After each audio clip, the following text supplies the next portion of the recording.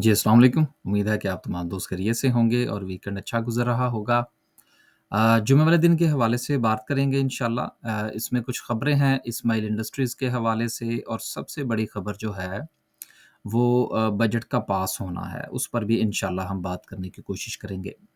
जुमे वाले दिन मार्केट की सिचुएशन अगेन जो गुज़िश्ता 2-3 दिन से मार्केट जिस तरह अप एंड डाउन और एक रेंज बाउंड सिचुएशन में चल रही है, उसी को ही कंटिन्यू करती हुई नज़र आई और सिर्फ 83 पॉइंट्स जो हैं वो मार्केट ने लूज़ किए। लेकिन आपको याद होगा कि उससे 1 दिन पहले मार्केट ने को 250-300 पॉइंट्स ऐड किए थे। देन अगर हम उससे 1 दिन पहले की बात करें तो 2-250 पॉइंट्स जो थे वो मार्केट ने लूज़ किए थे। तो बेसिकली मार्केट जो है वो 78 का की जो रेंज है उसमें हमें ट्रेड करती हुई नज़र आ रही है। मार्केट का हाई जो है वो 78,000 रफली 800 का रहा और लो जो है वो 78,300 का रहा। तो रफली 500 की रेंज के अंदर जो है वो मार्केट ट्रेड करती रही और मार्केट ने गो के जो क्लोजिंग दी है, वो मार्केट ने लोअर साइड पर दी है। लेकिन इसके बावजूद भी चूँकि मार्केट में कुछ बहुत ज़्यादा जो है वो हमें अप्स एंड डाउन नज़र नहीं आए, लिहाज़ा लो के करीब क्लोजिंग होने के बावजूद भी अभी मार्केट की जो साइकोलॉजिकल सिचुएशन है, वो अपनी जगह पर मौजूद है। और जब तक इंडेक्स जो है वो 78,000 को रिस्पेक्ट करता रहेगा और जिस तरह से कि हम अपनी बहुत सारी वीडियो में इस बात को दोहराते रहते हैं कि कोई भी लेवल हो, जिस वक़्त हम उसको आइडेंटिफ़ाई करते हैं तो हमारे नज़दीक वो एक नॉर्मल लेवल होता है। लेकिन जैसे-जैसे मार्केट उस लेवल के साथ बिहेव करती है, मार्केट का वो बिहेवियर उस लेवल के हवाले से राय कायम करता है कि वो लेवल कितना स्ट्रॉन्ग है या कितना वीक है। तो इस वक़्त हमारे नज़दीक जिस वक़्त मार्केट मूव कर रही थी तो 78,000 का लेवल एक साइकोलॉजिकल लेवल था, एक नॉर्मल लेवल था। लेकिन अब ये 78,000 का जो लेवल है वो आम लेवल नहीं रहा, वो एक इम्पोर्टेंट लेवल बन गया है। तो जो लर्निंग पॉइंट ऑफ व्यू से इसको हमेशा याद रखें। आप सिर्फ 78 को ज़हन में ना रखें। आने वाले आगे भी ऐसा ही होगा और माज़ी में भी ऐसा होता आया है कि लेवल्स की आइडेंटिफिकेशन की जाती है, फिर उसकी कन्फर्मेशन की तरफ जाया जाता है। तो गुज़िश्ता मार्केट का जो रफ़ली 1 हफ़्ते का जो बिहेवियर है ये और ख़ासकर आखिरी 3 सेशंस का वो 78,000 को रिस्पेक्ट करके उसको मज़बूत लेवल बना रहा है। तो ये तो था लेवल के पॉइंट ऑफ व्यू से। अब चलते हैं आगे। सिर्फ़ 83 पॉइंट्स जो है वो मार्केट ने लूज़ किए और अगर हम सर्किट ब्रेकर की बात करें तो देन माशाल्लाह से 13 कंपनीज़ जो हैं वो हमें अपर कैप में नज़र आ रही हैं, जिसमें सबसे ज़्यादा वॉल्यूम जो था वो पीटीसी में लगा और ना सिर्फ़ कि पीटीसी में वॉल्यूम लगा बल्कि उसमें बहुत ज़्यादा फ्लक्चुएशन भी हमें देखने को मिली। आगे चलते हैं और लोअर कैप की बात करते हैं तो लोअर कैप में एज़ सच कोई बड़ी कंपनी मौजूद नहीं है और यही वजह है कि चूँकि बहुत ज़्यादा वॉल्यूम पीटीसी में हमें नज़र आया तो इस एक वॉल्यूम की वजह से मार्केट में वॉल्यूम जो था वो हमें थोड़ा-सा बेहतर नज़र आ रहा है। तो मेरा ख़्याल है कि इसको इतना कंसीडर नहीं करना चाहिए। अभी भी जो मार्केट में वॉल्यूम है वो एज़ सच उस तरह से नहीं है जिस तरह से कि एक नॉर्मल वॉल्यूम होना चाहिए। आगे चलते हैं अगर हम इंडेक्स में पूरे के पूरे हवाले स मार्केट में अगर हम सेक्टर्स की बात करें, तो सीमेंट सेक्टर ने 36, फूड ने 34 एंड देन उसके बाद जो है वो 5-5 और 6-6 के साथ सिलसिला रहा। वजह क्या है? वजह मार्केट को जो है वो मुकम्मल तौर पर जिस वक़्त यकम जुलाई कल से सिलसिले शुरू हो जाएँगे तो फिर जो नोटिफ़िकेशंस इश्यू होंगे तमाम टैक्सेशन के हवाले से और फिर वो कानून की शक्ल इख्तियार कर जाएँगे, तो फिर पता लगेगा कि आया कि सूरत-ए-हाल क्या है। बजट बहरहाल पास हो चुका है और प्रेज़िडेंट साहब जो हैं, उन्होंने भी अप्रूव कर दिया है। इस पर हम आगे चल के बात करेंगे। कुछ मज़ीद खबरें हैं। पहली खबर जो है वो यूनिटी फूड के हवाले से है कि उन्होंने आपको याद होगा कि 200% के करीब जो थे वो राइट्स इश्यू किए थे। 221% ये आपके सामने है। और देखिए राइट जिस वक़्त कोई कंपनी इश्यू करती है तो हमारी राय जो है वो हमेशा से ये रही है कि जिस वक़्त कोई कंपनी राइट इश्यू करे तो सबसे पहले ये देखेंगे उसने करना क्या है। अगर वो किसी पर्पज़ के हवाले से है, किसी अपने कारोबार को बढ़ाने के हवाले से है, कोई नया मैन्युफैक्चरिंग प्लांट लगाने के हवाले से है, मतलब किसी भी हवाले से एक्सटेंशन करना चाह रहे हैं बिज़नेस की, तो फिर तो उसकी समझ आती है। लेकिन अगर उन्होंने लोन की रीपेमेंट करनी है या इस किस्म के कुछ जो है वो काम करने हैं, तो फिर उनसे बचना चाहिए। यूनिटी ने जो 221% के जो जो राइट्स थे, जो इश्यू किए थे ₹10 के ऊपर, और वहाँ से जो इनको पैसे हासिल हुए थे वो रफ़ली थे 3.75 बिलियन, रफ़ली पौने 4 अरब रुपया जो था, वो इन्होंने लिया था और ये अपना ऑयल रिफाइनरी का बिज़नेस सेटअप करना चाह रहे थे। यही वजह है कि यूनिटी के अंदर आपको एक बहुत बड़ी डिप और उसके बाद एक ट्रेंड बनता ना हुआ नज़र आया। तो बेसिकली यूनिटी वाले जो हैं वो पोर्ट कासिम में अपना कोई काम जो है, जो उनका रिफाइनरी का था, और उसके साथ जो उनकी आखिरी पेमेंट उन्होंने की है, वो ऑयल टर्मिनल के हवाले से है। तो जिस वक़्त ये काम मुकम्मल हो जाएगा, तो फिर जब वहाँ से अर्निंग्स शुरू होंगी, तो देन जो है इस कंपनी के मेरा ख़्याल है कि जितने भी मामलात हैं वो सीधे हो जाएँगे। हम किसी को रिकमेंड नहीं कर रहे, जब खबरें आती हैं हमारा काम है शामिल करना। अगली खबर जो है वो गरीबवाल के हवाले से है कि इन्होंने अपना इनका जो डिस्ट्रिक्ट चकवाल में, वहाँ पर इन्होंने 12 मेगावाट का जो इनका सोलर पावर प्लांट था वो मुकम्मल हो गया है। हैज़ बीन डन, यानी कि कंप्लीट हो गया। तो लिहाज़ा इससे यकीनन जो है इनकी कॉस्ट ऑफ मैन्युफैक्चरिंग जो है उसके ऊपर फ़र्क पड़ेगा, और आजकल पाकिस्तान में जो एनर्जी की प्राइसेज़ हैं वही इंडस्ट्री को मुतासिर कर रही हैं, ख़ास तौर पर जो हमारी मैन्युफैक्चरिंग इंडस्ट्रीज़ हैं। जो हमारा सर्विसेज़ सेक्टर है उसमें तो उन्होंने एसी चलाना होता है, 1 मेज़ और क 1 कुर्सी, बाकी उनका तो इतना खर्चा होता नहीं है। तो लेकिन जो मैन्युफैक्चरिंग कॉस्ट है, उसमें एनर्जी प्राइसेज़ जो है वो बहुत अहमियत रखती हैं। तो ये भी एक पॉज़िटिव न्यूज़ है गरीबवाल के हवाले से। आखिरी खबर जो है वो इस्माइल इंडस्ट्रीज़ के हवाले से है, कैंडीलैंड वाले। ये हमारे मिफ्ता इस्माइल साहब जो हैं, अब बेसिकली ये भी जो है वो अपनी एक ज़ेली कंपनी बनाने जा रहे हैं अबू धाबी के अंदर। अब धड़ाधड़ जो हमारी स्टॉक लिस्टेड कंपनीज़ हैं, उनका ये जो चाल-चलन कम से कम इस किस्म का है, अब फिर ये डिपेंड करता है कि वहाँ पर जाके ये करेंगे क्या? ठीक है, जो ट्रीट वालों ने बताया वो तो ख़ैर उन्होंने बड़ा ही अजीब काम किया, और उसके बाद अब इन्होंने भी ये कहा है, लेकिन ये तो कह रहे हैं जी कि ये वहाँ पर कोई जो है वो बनाएँगे भी चीज़ें और बेचेंगे भी। तो लेट्स सी कि ये क्या करते हैं, लेकिन मार्केट ने इसका कोई ख़ास पॉज़िटिव असर नहीं लिया, ये भी आप ज़हन में रखिएगा। और आखिरी बात, तो फिर हम आगे चलेंगे।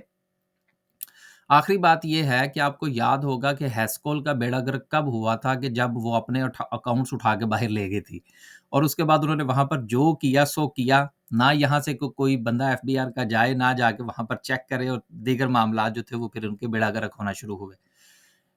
कंपनीज़ का मुख्तलिफ ममालिक के अंदर अपनी कंपनीज़ को बनाना और फिर वहाँ पर कारोबार करना, ये एक अच्छी बात है। इससे बिज़नेस जो है वो फैलता है।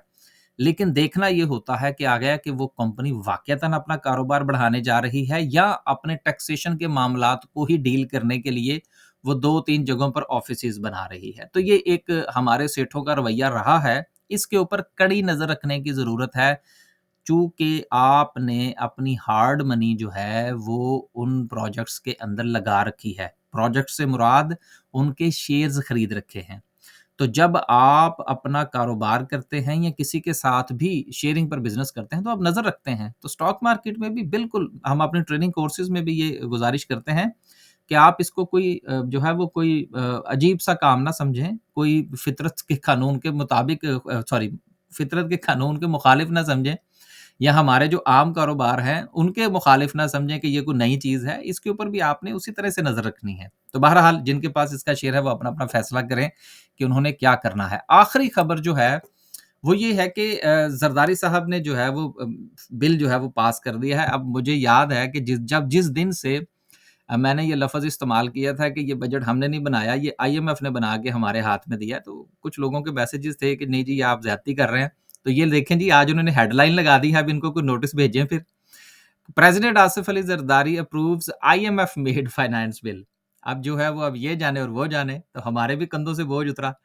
तो बेसिकली ये सिलसिला जो बना, और उसके साथ आपको एक आखिरी बात इसमें हम ऐड करेंगे, और वो ये थी कि जो एक्सपोर्टर्स के ऊपर मसला था 1% एडवांस इनकम टैक्स का, वो उन्होंने वापस नहीं लिया और वो उसी तरह से कायम रहेगा। ये भी एक नेगेटिव न्यूज़ है एक्सपोर्टर्स के लिए, जिस पर हुकूमत कायम है, चूँकि इनका टारगेट पूरा नहीं हो रहा था।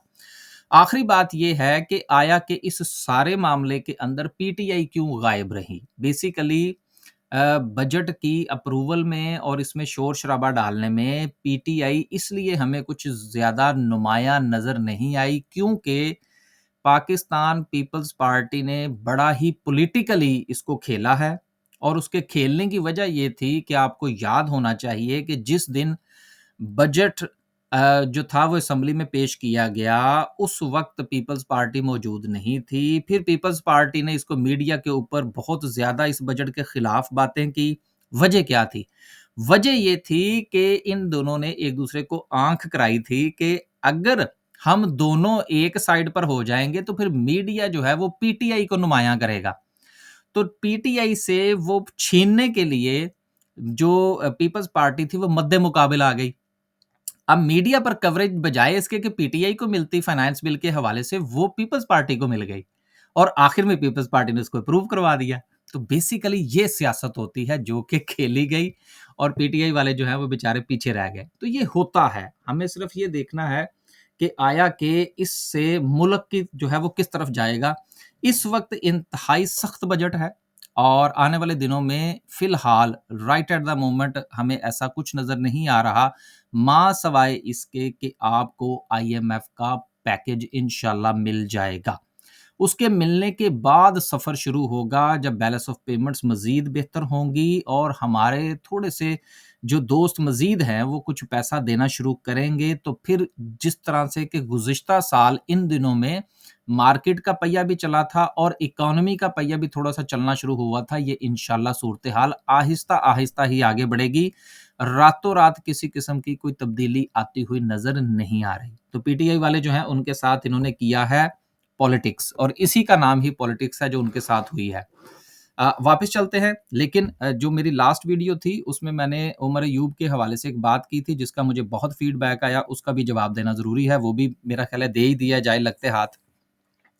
देखिए, उमर अय्यूब के हवाले से अगर मैंने बात की थी तो उसकी वजह ये थी कि ये मुख्तलिफ़ किस्म के जो जर्नैलों के बच्चे हैं जिनके डोमिसाइल जो हैं वो सिविलियन नहीं हैं, इनके ये चाहे पीपल्स पार्टी में हो, चाहे नून में हो या चाहे पीटीआई में हो, इनको कुछ नहीं होता। सिर्फ एक फ़िक्रा ऐड करूँगा फिर हम इसको ख़त्म करेंगे। नंबर 1, अगर भुट्टो साहब को जनरल अय्यूब ने बनाया था, तो फिर आप ये भी देखिए कि उसकी सज़ा भी सिविलियन भुट्टो ने भुगती थी। ज़िया ने अगर नवाज़ शरीफ को बनाया था, तो उसकी सज़ा भी सिविलियन नवाज़ शरीफ ने भुगती थी। और वो कितनी मर्तबा जिला-वतन हुआ, कितनी मर्तबा कैद हुआ, ये आपके सामने है। तीसरी बात, अगर जनरल पाशा, जनरल ज़हीर और जनरल बाजवा ने और जनरल फैज़ ने अगर इमरान खान को बनाया, तो सज़ा इमरान खान सिविलियन भुगत रहा है। तो मेरा मौक़िफ़ जो है वो चाहे भुट्टो साहब हों, चाहे नवाज़ शरीफ साहब हों या खान साहब हों, मेरा मौक़िफ़ सबके लिए सेम है कि जूते हमेशा सिविलियंस को ही पड़ते हैं। और आखिरी बात ये है कि चाहे वो बच्चे जो हैं वो जनरल अख्तर अब्दुर्रहमान के हों, हुमायूं अख्तर खान या हारून अख्तर खान हों, चाहे वो अयूब की औलाद हो, चाहे वो गौहर अयूब हो या उमर अयूब हो, चाहे वो जनरल उमर की औलाद हो, जिसमें आपको पता है ज़ुबैर उमर और हमारे खान साहब के वज़ीर ख़ज़ाना साहब उसमें शामिल हैं, इनको कभी कुछ नहीं होता, क्योंकि इनके डोमिसाइल जो है वो सिविलियन नहीं है। तो पार्टीज़ की मोहब्बत से निकल कर थोड़ा-सा जो है वो रियलिटी की तरफ भी जाएँ। ये ना देखें कि किसके साथ क्या हो रहा है, आप सिर्फ़ ये देखें कि सिविलियंस को हमेशा मार पड़ती है, चाहे वो खान साहब की शक्ल में हो, चाहे वो मियाँ साहब की शक्ल में हो या वो भुट्टो साहब की शक्ल में हो। तो थोड़ा-सा अपने आप को ना पार्टी से दूर जाकर भी देखेंगे तो आपको पता लगेगा कि हमारे साथ क्या हाथ हो रहा है। तो बहरहाल ये पूरी थोड़ी-सी बैकग्राउंड था पिछले वीडियो का भी और ये भी और सारा भी ये शामिल हुआ। अब आगे चलते हैं और आखिर में डिस्कस करते हैं आज की कैंडल को। कैंडल जो है आज से मुराद जुम्मे वाले दिन की कैंडल स्टिल जो हमने डिस्कस किया था लास्ट जुमेरात की कैंडल को, तो उसमें भी हमने इस चीज़ की तरफ इशारा किया था कि हमारे पास इस वक्त जो सिचुएशन है, जो हमारे पास लेवल्स हैं, वो हमारे पास 78,000 का जो लेवल है वो बड़ा ही इम्पोर्टेंट लेवल है जिसको कि मार्केट मुकम्मल तौर पर रिस्पेक्ट करती हुई नज़र आ रही है। इस वॉल्यूम को जो जुम्मे वाले दिन लगा, इसको थोड़ा-सा इग्नोर करना चाहिए और मेरा ख़्याल है कि इसको कम वॉल्यूम ही कंसीडर किया जाना चाहिए। दूसरी तरफ अगर हम इसको थोड़ा-सा आवरली ले जाएँ, तो रफ़ली जो जिस चीज़ की तरफ हमने इशारा किया था, उस तरफ हम वापस चलते हैं और वो इशारा हमारा ये था और आज हम अभी भी उसके हवाले से पुरउम्मीद है कि मार्केट जो है वो हमें ये सिचुएशन जो है वो बना सकती है। इस वक़्त मार्केट का स्ट्रक्चर प्राइस एक्शन की बुनियाद पर और वॉल्यूम के साथ जिस तरह से मार्केट बिहेव कर रही है और अपने इस लेवल में सस्टेन करती हुई नज़र आ रही है, यहाँ से हमें पुरउम्मीद रहना चाहिए कि इंशाल्लाह मार्केट बेहतर परफ़ॉर्म करेगी। लेकिन इंडेक्स के साथ-साथ सबसे अहम चीज़ ये है कि आपने अपने इंडिविजुअल शेयर की बुनियाद पर ही काम करना है। आखिर में हमारी अनाउंसमेंट, अगर आप हमारा बाय सेल का ग्रुप जॉइन करना चाहते हैं, अपना पोर्टफोलियो जॉइन जो है वो डिस्कस करना चाहते हैं, तो थंबनेल पर भी नंबर है, यूट्यूब के चैनल के ऊपर भी नंबर है, वहाँ से नंबर लेकर राब्ता कर सकते हैं। बाय सेल जो ग्रुप जो है उसमें रजिस्ट्रेशन ओपन है, वो आप जॉइन कर सकते हैं। इजाज़त दीजिए, अल्लाह हाफ़िज़।